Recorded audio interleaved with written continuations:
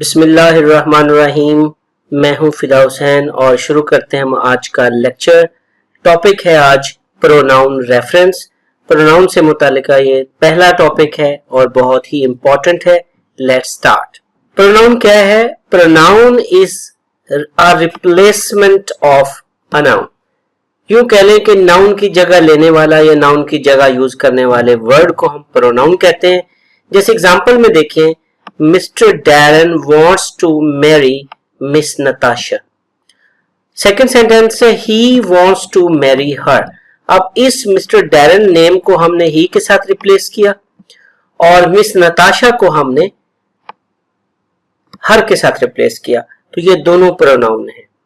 Pronoun हर वो word होता है जो नाउन की जगह यूज किया जा सकता है, जैसे I, we, you, they, he, she, it, one, this, that, who, whose, who, which, ये सारे प्रोनाउन हैं।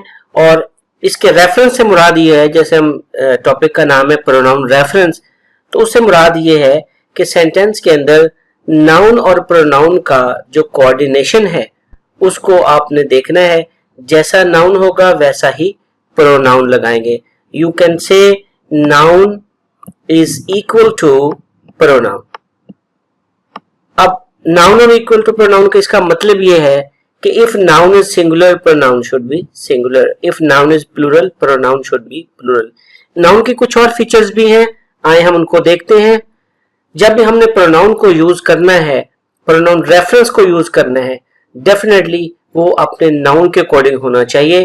अ pronoun should be according to its noun, और नाउन को ग्रामर में एंटीसीडेंट कहते हैं। एंटीसीडेंट सेंटेंस में नाउन होता है और उसी नाउन के अकॉर्डिंग हमने प्रोनाउन यूज करना होता है। तो नाउन की कौन कौन सी फीचर्स हैं जो प्रोनाउन के इक्वल हैं? अगर हम देखें सेंटेंस के अंदर सिंगुलर नाउन है तो प्रोनाउन भी सिंगुलर ही उसको रिप्लेस करेगा, उसकी जगह कोई और प्रोनाउन नहीं लगा सकते। जैसे सिंगुलर नाउन में अली, पैरेट, कॉलेज है, तो इनकी रिप्लेसमेंट भी हम सिंगुलर करेंगे, जैसे ही, शी, इट है। नाउन की दूसरी फीचर है प्लूरल नाउन्स होते हैं। प्लूरल नाउन होते हैं जैसे चिल्ड्रन है, गर्ल्स है, फैमिली है। ये फैमिली कलेक्टिव है, इसमें दोनों सेंसेस आती हैं, सिंगुलर भी प्लूरल भी। तो जब हमारे पास प्लूरल नाउन होंगे तो उनकी रिप्लेसमेंट भी हम प्लूरल करेंगे, जैसे we, you, they. Then another feature of noun is masculine noun. Masculine जिसमें मेल जेंडर हो, जैसे किंग, फादर, हॉर्स। और इसको जब हम रिप्लेस करेंगे तो जो सुटेबल नाउन्स है, प्रोनाउंस है, ही और दे के साथ कर सकते हैं। फेमिनिन जिसमें फीमेल नेम्स होते हैं, नाउन्स हैं, जैसे क्वीन, गर्ल, मदर। और इनको जब रिप्लेस करेंगे सेंटेंस के अंदर तो हम ही, शी और दे के साथ करेंगे। यानी यूं समझ लें कि जैसा नाउन है उसकी रिप्लेसमेंट में वैसा ही प्रोनाउन आएगा। इसी तरह कॉमन नाउन्स। कॉमन नाउन में नाउन की एक ऐसी फीचर है जिसमें ऐसे नाउन्स आते हैं जो मेल और फीमेल दोनों के लिए यूज करते हैं। जैसे स्टूडेंट है, मेल के लिए भी स्टूडेंट का वर्ड आता है, फीमेल के लिए भी आता है। गेस्ट, ड्राइवर, और इससे मिलते जुलते जितने भी नाउन जो मेल के लिए भी वही हो और फीमेल के लिए भी, जैसे शॉपकीपर है, कस्टमर है, ये सारे के सारे नाउन्स इनको कॉमन कैटेगरी में रखेंगे। तो कॉमन के लिए आप उसकी रिप्लेसमेंट क्या देंगे? He in case of male, she in case of female. आप दोनों लिख सकते हैं, ही ऑब्लिक शी, और अगर ग्रुप है तो आप दे कह सकते हैं। आखिरी इसकी कैटेगरी नाउन की न्यूटर नाउन। न्यूटर इसमें कहते हैं जिसके ऊपर जेंडर अप्लाई नहीं होता, यानी ऐसे नाउन्स की ये ग्रुप होती है, ये ऐसे नाउन का ग्रुप होता है जिसके ऊपर जेंडर नहीं होती, जैसे mobile, cars, flower. In short इसको इनएनिमेट थिंग्स कह लें, जो बेजान चीजें हैं उनको हम न्यूटर नाउन कहते हैं। अब इसकी रिप्लेसमेंट भी न्यूटर प्रोनाउन हमारे पास होना चाहिए। न्यूटर क्या है? इट और दे है, ठीक है। इट भी लगा सकते हैं और दे भी लगा सकते। तो न्यूटर नाउन आखिरी कैटेगरी है, जैसे मोबाइल, कार, फ्लावर, इसके लिए हम इट और दे लगाते हैं। लेकिन याद रखें हम बर्ड्स के लिए भी इट लगाते हैं, हालांकि बर्ड जो है वो इनएनिमेट नहीं है, लाइफलेस नहीं है, लेकिन उन बर्ड्स के लिए हम इट लगा सकते हैं जो मेल और फीमेल के लिए एक ही नाम के साथ बोले जाते हैं। जैसे पैरट है, पिजन है, स्पैरो है, ये मेल और फीमेल दोनों के लिए हम बोलते हैं। तो ऐसे बर्ड्स के लिए हम एक हो तो इट और ज्यादा हो तो दे लगाते हैं। लेकिन ऐसे बर्ड्स, एनिमल और इंसेक्ट जो मेल का और नेम है, फीमेल का और है, जैसे डॉग है, बिच है, हॉर्स है, मेयर है, तो उनके लिए हम ही और शी लगा सकते हैं। तो प्रोनाउन रेफरेंस से पहले आपने कुछ चीजों को अच्छी तरह याद कर लेना है। वो है 3 बेसिक रूल्स हैं जिनको आपने याद रखना है कि हम रेफरेंस लगा रहे हैं, हम सेंटेंस के अंदर एक प्रोनाउन ऐड कर रहे होते हैं। तो उसके लिए क्या चीजें आपने ध्यान में रखनी है? Place pronoun as close to their antecedent, यानी नाउन के करीब 3 प्रोनाउन लगाने की कोशिश करें। अगर सेंटेंस बड़ा है तो प्रोनाउन दूर होता जाएगा, उस जितना प्रोनाउन अपने नाउन से दूर होता जाएगा उतना वो एम्बिगुअस हो जाएगा, उसके मीनिंग्स के अंदर जो क्लैरिटी है वो डाउटफुल होती जाएगी। तो अवॉइड करें कि अगर आप प्रोनाउन को बहुत दूर यूज कर रहे हैं तो उतना एम्बिगुअस हो जाएगा। और क्लोज, उसको राइट वे क्या है? Use pronoun reference close to their nouns. Number 2, make pronouns reference exact. Pronoun लगाने से अगर सेंटेंस की अंडरस्टैंडिंग में एम्बिगुइटी बढ़ती है, क्लैरिटी नहीं होती, आप 3-4 लोग हैं तो आप किसी एक को ही कह के उसमें मेंशन करते हो तो वो एम्बिगुअस है। तो आपने प्रोनाउन को ऐसे लगाना है कि वो क्लियर मीनिंग दे, एम्बिगुअस ना हो। तीसरा है when possible mention the noun first, ये याद रखना है, mention the noun first before you replace it with the pronoun. तो ऑर्डर याद रखना है कि नाउन पहले लगेगा बाद में प्रोनाउन। ऑर्डर याद रखना है, पहले नाउन लगाना है बाद में प्रोनाउन लगाना है। इनवर्स नहीं करना, पहले प्रोनाउन हो बाद में उसका नाउन ढूंढे। सेंटेंस ऐसे आएंगे जिसमें सम टाइम प्रोनाउन पहले आ जाता है, even then you have to be very careful. तो आपने सेंटेंस के अंदर सिर्फ प्रोनाउन को जब अंडरलाइन किया हुआ होगा तो ये देखना है ये करेक्ट है या इनकरेक्ट है, आपने उसका एंटीसीडेंट ढूंढना है। आगे बढ़ते हैं। रेफरेंस में सबसे पहला जो रूल है वो ये है कि 2 singular antecedents with the same gender. अगर सेंटेंस के अंदर 2 नाउन है, जैसे ये Edwin told Kenny that doctor Wilson, अब ये सारे ह्यूमन नेम्स हैं और सिंगुलर है। Suspected that he cheated on the chemistry exam, अब ये जो ही है ये कंफ्यूजिंग प्रोनाउन है। आप देख सकते हैं ही विल्सन के लिए भी है, ही जो है वो कैनी के लिए भी है और ही एडवन के लिए भी है। अब ये ही एम्बिगुअस है, क्लियर नहीं है कि ये इन तीनों में से किसको रेफर कर रहा है। So this is called wrong reference. तो ये एग्जाम में भी अगर ऐसा सेंटेंस आता है जिसमें प्रोनाउन को अंडरलाइन किया है और आप देख सकते हैं कि इस सेंटेंस में ये एम्बिगुअस पोजीशन पे है, क्लियर नहीं है, तो दैट इज अ मिस्टेक। इसको सॉल्व करने के लिए हमारे पास वे क्या होता है, इस प्रोनाउन को, चूंकि ही इन तीनों पे अप्लाई हो सकता है तो हम ये प्रोनाउन नहीं लगाएंगे, हम इसकी जगह नाउन यूज करेंगे कि हम एग्जैक्टली किसके बारे में ये बात कर रहे हैं कि हु चीटेड। तो कैनी चीटेड और Edwin cheated because doctor Wilson suspected. तो इसमें हम दोनों नाउन यूज करेंगे। मेरे ख्याल से ये क्लियर होगी बात कि ऐसा सिंगुलर नाउन जो एक से ज्यादा एंटीसीडेंट्स के बाद आ रहा हो तो आपने क्या करना है, उस प्रोनाउन की जगह नाउन यूज करना है। Number 2, a possessive noun should not be antecedent of a pronoun, should not be antecedent of a pronoun। क्या मतलब है? ये possessive noun क्या होते हैं? ऐसे नाउन जो अपॉस्ट्रोफी के साथ आते हैं वो possessive nouns होते हैं। अपॉस्ट्रोफी जैसे समीज फिंगर्स, अब इसमें समी ह्यूमन नेम है, फिंगर्स असल नाम है। was strumming the guitar when he winked at Sarah, he, अब ही का ये प्रोनाउन है, डेफिनेटली प्रोनाउन तब ठीक होगा सेंटेंस में जब उसका एंटीसीडेंट मौजूद होगा। अब हम देखते हैं पीछे समीज फिंगर्स की बात है, क्या फिंगर्स विंक्ड एट सारा या फिंगर्स प्लूरल है उसके लिए हम ही लगा सकते हैं? नो, ऐसे प्रोनाउन जो है दे आर रॉन्ग। केयरफुली आपने देखना है कि अगर प्रोनाउन आपका यूज किया हुआ है उसका जो एंटीसीडेंट है वो पोजेसिव है, अपॉस्ट्रोफी के साथ है, तो बी केयरफुल देन। उसमें आपने देखना है कि समीज फिंगर्स जो है, फिंगर्स एक्चुअली नाउन है, उसके मुताबिक ये प्रोनाउन रॉन्ग है। अब इसका सोल्यूशन ये है कि आप सेंटेंस को रीऑर्डर करें, दोबारा लिखें, समीज fingers were strumming the guitar when this young man. अब ये नाउन फ्रेज लगाने से क्लैरिटी आ गई सेंटेंस में कि ये विंक किसने किया था, ये दिस यंग मैन, तो ही विंट में समझ आती है कि करेक्ट है, लेकिन he is referring back to some his finger, तो यहां देख सकते हैं क्लैरिटी सेंटेंस में ज्यादा है। या एज समी स्ट्रम द गिटार, अब हमने नाउन यूज किया, अब ये पोजेसिव नहीं है। ही विंक्ड एट सारा, अब जो ही और समी ये दोनों मैच करें, ये सेंटेंस भी ठीक है, क्लियर है, और ये भी ठीक है, जबकि पहले वाले जो सेंटेंस में एम्बिग्विटी है। Number 3, use the pronoun they with precision. याद रखें दे के इस्तेमाल में, अगर सेंटेंस में दे प्रोनाउन यूज हुआ, they, their, them, themselves, you have to be quite alert. They का करेक्ट यूज क्या होगा? डेफिनेटली अब हम गैस लगाएं कि दे का एंटीसीडेंट क्या हो सकता है, कैसा नाउन हो सकता है, तो डेफिनेटली हम कहेंगे वो प्लूरल नाउन होगा, क्योंकि दे एक प्लूरल प्रोनाउन है। और ये हम तभी यूज करेंगे जब सेंटेंस में प्लूरल एंटीसीडेंट मौजूद होगा।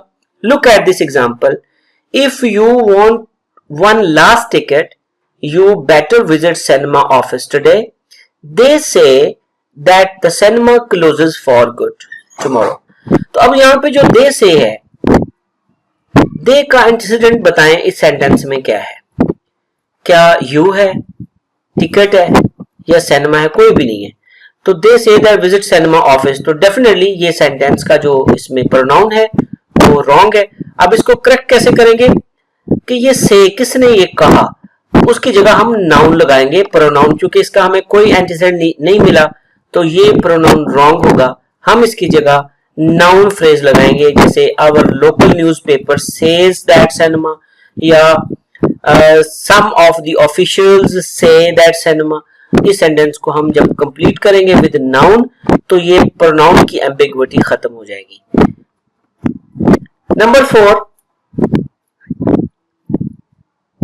4, use the pronoun it with precision. जिस तरह दे है सेंटेंस में, अगर दे प्रोनाउन यूज हुआ, इसी तरह इट में भी सेम प्रॉब्लम आती है। Look at the sentence, it said on the news today that a meteor appeared in the sky yesterday. अब इसमें जो इट सेड है, ये इट एम्बिगुअस है, क्योंकि इट का रेफरेंस नहीं है। इट कौन है? It is an ambiguous pronoun here. Solution इसका क्या है? On the news today a reporter said. अब हम देखें, रिपोर्टर लगाने से ये सेंटेंस क्लियर हो गया। अब यहां प्रोनाउन हरगिज नहीं लग सकता, क्योंकि प्रोनाउन का कोई रेफरेंस मौजूद नहीं है। तो जिस सेंटेंस के अंदर प्रोनाउन यूज किया हुआ हो लेकिन उसका कोई रेफरेंस ना हो, वो एम्बिगुअस होता है और वो एरर होती है। Second example, lightning struck the roof, frying the circuit breaker and shorting out the television and computer. Mom can't afford it this month. ये it क्या है? अब लॉस ये हुआ कि एक तो सर्किट ब्रेकर जो है वो फ्राई हो गया और टेलीविजन और कंप्यूटर जल गए। अब ये दो हादसे हुए हैं। Mother can't afford it this month, तो ये इट जो है वो सिंगुलर यूज हुआ है, जबकि दो डिफरेंट इंसिडेंट्स हैं जो कि एंड के साथ ज्वाइन किए हुए हैं, तो इट यहां पे नहीं लग सकता। अब किस चीज को वो अफोर्ड नहीं कर सकती? Things will be clear when we use noun phrase. Look at the example below, mom can't afford more weather problems this month. तो ये क्लियर है। तो आपने एग्जाम में करेक्ट नहीं करना कि आप प्रोनाउन को हटा के कोई नाउन फ्रेज लगाएं और सेंटेंस करेक्ट हो। आपने एग्जाम में ऐसे प्रोनाउन को आइडेंटिफाई करना है जो एम्बिगुअस हो, जो मीनिंगलेस हो, या जिसके मीनिंग्स क्लियर ना हो। नंबर 5, प्रोनाउन के हवाले से, प्रोनाउन रेफरेंस के हवाले से ये कुछ वर्ड्स हैं, इनको खास तौर पे याद रखने, जैसे दिस, दैट और विच। इन 3 वर्ड्स का जो यूज है ये भी रेफरेंस के तौर पे आता है। Whenever we use these 3 words, definitely we refer back to some noun. Look at this example first. After sending a text message to her father, Jenny forgot to wash her hands before she mixed old mayonnaise into the potato salad with a dirty spoon. यहां तक समझ आ गई? That was disgusting. अब disgusting क्या चीज है? कौन सी चीज है जो पसंद नहीं आ रही राइटर को? That आपको पता है कि एक रेफर बैक कर रहा है प्रोनाउन। अब एक से तो ज्यादा चीजें हैं जो मेंशन हुई हैं, जैसे आफ्टर सेंडिंग टेक्स्ट मैसेज, वो टेक्स्ट मैसेज सेंड किया उसने, forgot to wash her hands, और फिर mixed old mayonnaise into salad with a dirty spoon। अब इन तीनों में अगर ये सारी हैं तो दैट नहीं आ सकता, कौन सी चीज डिस्गस्टिंग है? तो ये एम्बिगुअस प्रोनाउन है। तो आपने ये देखना है एम्बिगुइटी को खत्म करने के लिए हम कैसे, इसका सोल्यूशन क्या है, कैसे ठीक करेंगे। जेनीज टाइपिंग स्किल्स आर डिस्गस्टिंग, तो ये दैट की जगह हम ये नाउन फ्रेज लगाएंगे जो कि हमें एग्जैक्ट बताएगा कि कौन सी चीज डिस्गस्टिंग है। तो प्रोनाउन लगाने से, जो डिमॉन्स्ट्रेटिव प्रोनाउन जहां दैट लगा हुआ है, ये लगाने से सेंटेंस में क्लैरिटी नहीं है, that's why that is wrong. दूसरे नंबर पे जेनीज हाइजीन इज डिस्गस्टिंग, क्योंकि उसने हाथ नहीं धोए, तो क्या ये चीज डिस्गस्टिंग है? या जेनीज किचन ऑपरेशन, किचन में वो कैसे काम करती है, ये बात डिस्गस्टिंग है। तो तीन आइडियाज इन तीन नाउन फ्रेजेस में हैं जो लगाने से आपको सेंटेंस क्लियर मिल जाएगा। So whenever you use this, that और विच, मेक श्योर के वो बिल्कुल क्लियर रेफरेंसेस हो, उनमें एम्बिगुइटी ना हो। अगर एम्बिगुइटी है तो वो रॉन्ग होंगे। उनका सोल्यूशन ये है कि आप प्रोनाउन को हटा के नाउन यूज करेंगे। Number 6, use second person pronouns only for direct address. कभी देखा होगा आपने सेंटेंस में यू बहुत यूज होता है, ये सेकंड पर्सन है। I never ride horses because they make you throw up. तो यू का जो यूज है वो सिर्फ और सिर्फ डायरेक्ट सेंटेंसेस में होता है, इनडायरेक्ट में नहीं होता, याद रखना। ये एक इनडायरेक्ट सेंटेंस है। दूसरी example, in ancient Egypt only the very rich were entombed without sufficient funds, you just got buried in the sand. अब ये देखिए यहां भी यूज है, यू का हुआ है। तो यू जो है हमेशा याद रखना है, ये डायरेक्ट एड्रेस में होता है। When speaker and a listener are face to face, जैसे इन्वर्टेड कॉमास में जो बात है वहां आप यू यूज कर सकते हैं। अब इसका सोल्यूशन ये है कि यू को आप फर्स्ट पर्सन में चेंज कर देंगे या नाउन फ्रेज में। I never ride horses because they make me throw up, they make me throw up. In ancient Egypt only the rich were entombed without sufficient funds, the deceased. अब यहां पे you नहीं है, यहां पे जो मरे हुए लोग हैं, the diseased just got buried in sand. Number 7, the pronouns who, which and that refer to the right types of nouns. तो याद रखें ये relative pronouns हैं, इनके यूज में काफी आपने एहतियात बरतनी है। नंबर 1 who, याद रखें ये ह्यूमन को रिप्लेस करता है। You can use noun as a relative pronoun, यानी किसी भी नाउन के बाद आप who यूज कर सकते हैं। कैसे नाउन्स के बाद? After people, famous animals and named pets, जो पेट घर में रखे हुए जानवर होते हैं उनके लिए आप हु यूज कर सकते हैं। या जो फेमस एनिमल्स हैं या जो एक्सटिंक्ट हो चुके हैं जैसे डायनासोरस वगैरह हैं, उनके लिए आप हु यूज कर सकते हैं। और इसी तरह पीपल के लिए आप हु यूज कर सकते हैं। विच और दैट में भी अक्सर कंफ्यूजन होती है स्टूडेंट्स को कि विच कहाँ यूज करना है और दैट कहाँ करना है।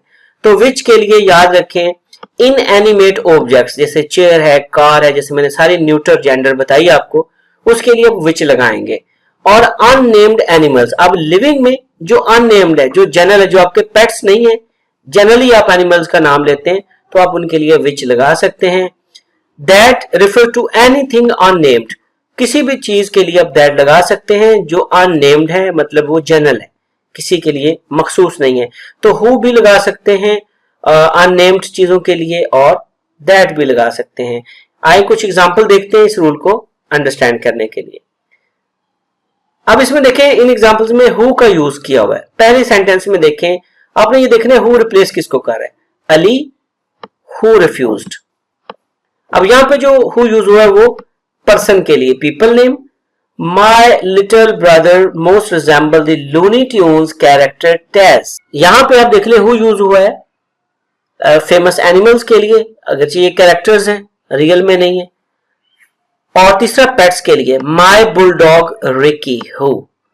अब याद रखना ये तीन ऐसी कंडीशंस हैं जिनमें आप हु लगा सकते हैं। नेक्स्ट है विच का इस्तेमाल, यूजिंग विच। विच कब लगाना है? तो विच के लिए हमने अभी पढ़ा है कि इन एनिमेट चीजें जितनी भी हैं उनके लिए हम विच लगाएंगे। जैसे we dug into the tasty potato salad which Jessie had prepared for the picnic, तो सैलेड के लिए हम विच लगा रहे हैं, ये इनएनिमेट है। हाँ, यहाँ पे ये बात आपको बता दूं, अलीज डिश ऑफ आइसक्रीम।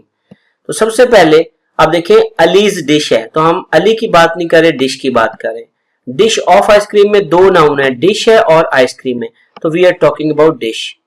तो याद रख रहे हैं जब कोई नाउन्स का ऐसा क्लस्टर आ जाए जो possessive हो apostrophe के साथ या of preposition के साथ, तो आपने केयरफुली देखना है कि apostrophe के बाद वाला नाउन और ऑफ प्रेपोजिशन से पहले वाला नाउन आपका रियल और एक्टिव नाउन होता है, उसी के अकॉर्डिंग आपने रिलेटिव प्रोनाउन लगाना है और उसी के अकॉर्डिंग आपने वर्ब लगाना है। If your subject is noun, your verb and your pronoun should be used accordingly. Third example, our parrot which my roommate rescued. तो इसमें विच का यूज आप देख सकते हैं।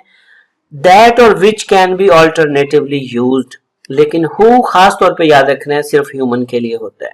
This relative pronoun which is used when selection is made. जब बहुत सारी चीजें हैं उसमें से किसी एक की बात करनी है तो आप which लगाओगे। अगर सिलेक्शन नहीं है, आप एक ही चीज के आगे प्रोनाउन लगा रहे हैं, उसको हम that के साथ एक्सप्लेन करते हैं। Next point is that. that हमने कहाँ यूज करना है? हमने देखा है जितने भी अननेम्ड चीजें हैं, जनरल है, उनके लिए हम that लगाएंगे। An alligator bit a boy, आप देखिए एन एलिगेटर जनरल यूज है नाउन का ये, तो हम दैट लगा सकते हैं। अगरचे हम यहाँ हु भी लगा सकते हैं। An alligator bit a boy who was fishing at the lake, लेकिन दैट भी लगा देंगे, वो करेक्ट है। क्यों करेक्ट है? क्योंकि बॉय जो है वो जनरल यूज में है, अननेम्ड है। इसी तरह the alligator that the hunters caught was 12, तो द एलिगेटर ह्यूमन नहीं है, इसलिए हम हु तो नहीं लगा सकते। We can use that for a single thing.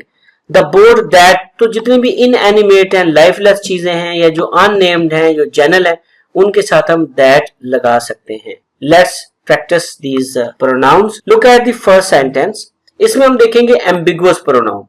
Ambiguous pronoun एक से ज्यादा references. For example, after Mrs Roy had scolded Sylvia, she regretted her rudeness. अब दो प्रोनाउन यूज हुए, शी और हर।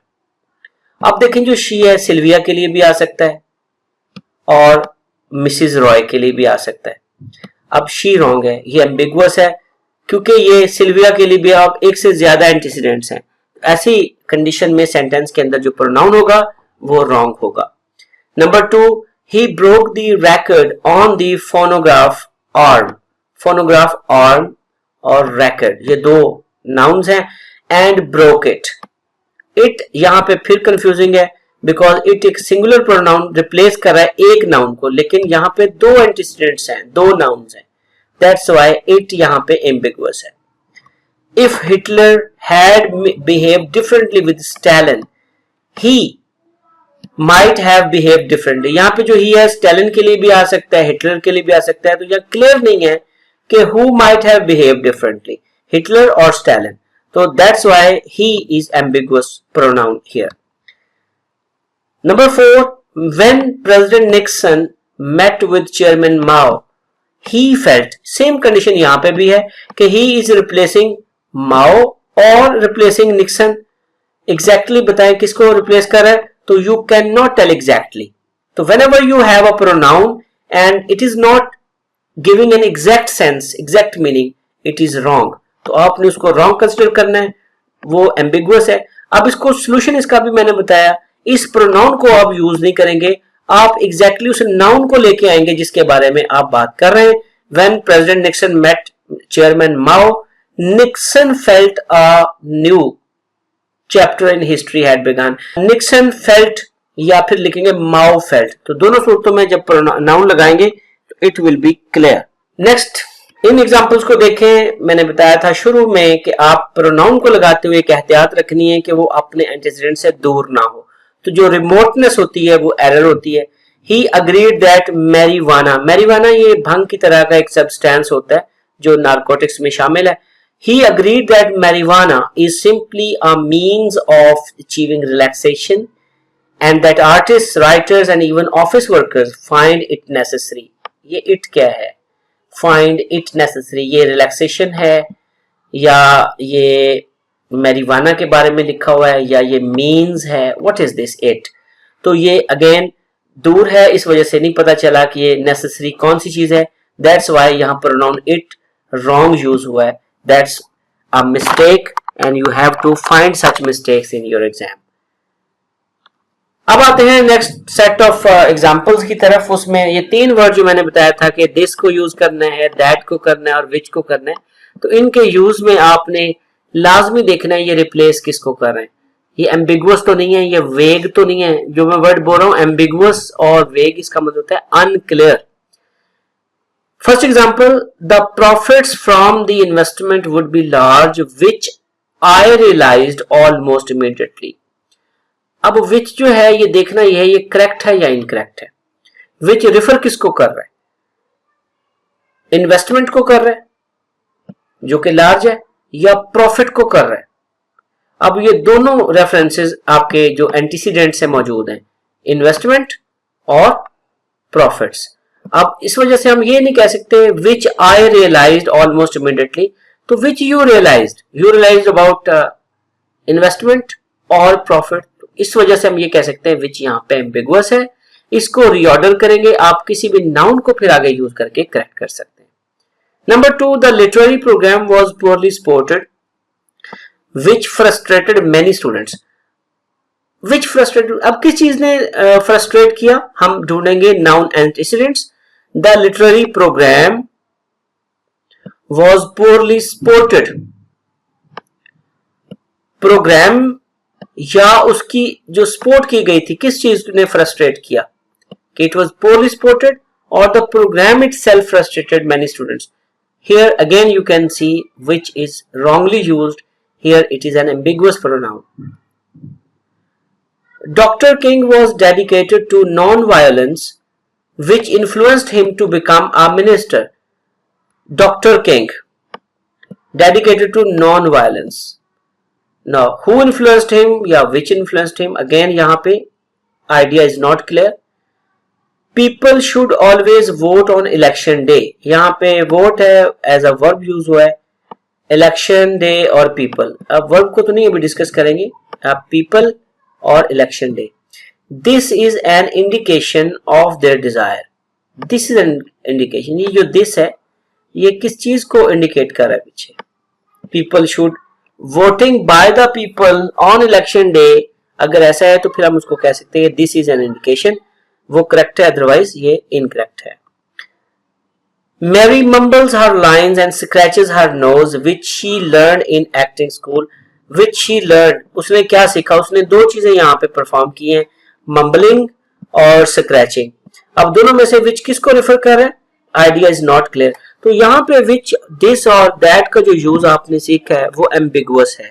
तो जहां भी एम्बिगुइटी होगी वो आपके एग्जाम में एरर कंसिडर होगी। Do not use a pronoun to refer to a noun that is not expressed। Do not use a pronoun to refer to a noun that is not expressed। ये भी एक mistake होती है कि आप sentence के अंदर प्रोनाउन तो यूज किया हुआ है लेकिन उसके लिए नाउन है ही नहीं, आपका नाउन एंटीसीडेंट है ही नहीं, वो भी एक मिस्टेक है। जैसे इस एग्जांपल को पढ़ें, she is a meticulous housekeeper because she learned it as a child. अब यहाँ पे जो शी है इसके लिए कोई नेम मौजूद नहीं है, शी किसको रिप्लेस कर रहा है? दैट्स व्हाई ये नाउन जो है एम्बिगुअस है, that is an error. Because Lucy had never worked a potters wheel, she supposed it was easy. It was easy, it किसके लिए? अगर आप ये कहें पोटर्स व्हील तो ये इट व्हील के लिए आया।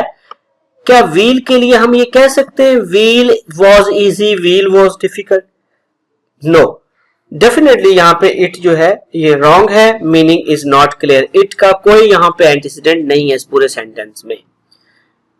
Number 3, there is a police station near the church and we call them when we saw broken windows in the basement. There is a police station near the church and we called them. अब ये them बताएं यहाँ पे इस sentence में correct है या incorrect है, वो कैसे पता चलेगा? सेंटेंस के अंदर आपने तलाश करना है इसका एंटीसीडेंट, देम किसके लिए? तो डेफिनेटली आप पुलिस स्टेशन है। अगर तो ये अकेला पुलिस होता तो आपको पता है वो प्लूरल है, लेकिन here example is singular, a police station. तो आ पुलिस स्टेशन के लिए हम देम लगा सकते हैं? डेफिनेटली हम नहीं लगा सकते। तो देम भी यहाँ रॉन्गली यूज्ड है, उसका एंटीसीडेंट मौजूद नहीं है। ऐसी एग्जांपल्स काफी डिफिकल्ट होती हैं अंडरस्टैंड करना भी, but keep in mind if you have an underlined pronoun in a sentence, try to find out its antecedent. अगर एंटीसीडेंट मौजूद है उसके साथ आप टैली करके देख लें कि वो ऑर्डर में है। अगर वो प्रोनाउन है लेकिन उसका एंटीसीडेंट है ही नहीं, then that would surely be an error. Another point जो हम डिस्कस कर चुके हैं, आप एमसीक्यूज को सॉल्व करें. Avoid indefinite use of they, you and it. इसके यूज से भी अवॉइड करें सेंटेंस में, वो भी रॉन्ग होता है. Look at these examples. In less industrial areas, they do not understand the problem of the city. यहाँ पे they का एंटीसीडेंट बताना है कौन सा है. In some states you are not allowed to drive faster than 50 miles an hour. यहाँ पे you क्यों यूज हुआ है. It says in the newspaper. It कौन है, किसने ये कहा. फिर इस तरह जो प्रोनाउंस हैं ये वेग होते हैं, अनक्लियर होते हैं. तो whenever such nouns are used in a sentence, you समझ लें they are errors. Last of all हम सारे रूल्स की समरी देखते हैं कि आपने करना क्या है. प्रोनाउन रेफरेंस का टॉपिक वाइंड अप कर रहा हूं. अब इसमें आप देखें, avoid sentences in which there are two possible antecedents of a pronoun. अगर आपने ऐसे सेंटेंस देखे हैं जिसमें एक से ज्यादा एंटीसीडेंट्स हैं तो प्रोनाउन के यूज में काफी केयरफुल होने की जरूरत है. आपको एग्जैक्टली देखना पड़ेगा उन दो में से किस एंटीसीडेंट के लिए प्रोनाउन आ रहा है. अगर दोनों के लिए वो आ रहा हो तो प्रोनाउन रॉन्ग होगा. Replace it with a noun. Number 2, avoid references to an antecedent when which is remote from the pronoun. तो जब प्रोनाउन काफी दूर हो सेंटेंस से तो ऐसे रेफरेंसेस को भी अवॉइड करना चाहिए. नंबर 3, अवॉइड द वेग use of this that which. अगर दिस और दैट और विच यूज है लेकिन यूज हुआ सेंटेंस में लेकिन उसका कोई एंटीसीडेंट मौजूद नहीं है तो वो भी रॉन्ग होंगे. Second last, do not use a pronoun to refer to a noun. ऐसा प्रोनाउन आप बिल्कुल नहीं लगा सकते जिसका एंटीसीडेंट ही ना हो. अगर ऐसा हो तो वो प्रोनाउन रॉन्ग कंसिडर होगा. Avoid the indefinite use of they, you and it. अगर सेंटेंस में ये दे, यू और इट यूज हुआ है तो भी ये आपने अलर्ट हो जाना है कि अगर इसका एंटीसीडेंट मौजूद है तो इनको आप उसके मुताबिक टैली करके देखें, और अगर इंसिडेंट है ही नहीं तो ये यू, दे और इट रॉन्ग होगा. I hope you have understood pronoun reference. Thank you very much. Allah Hafiz.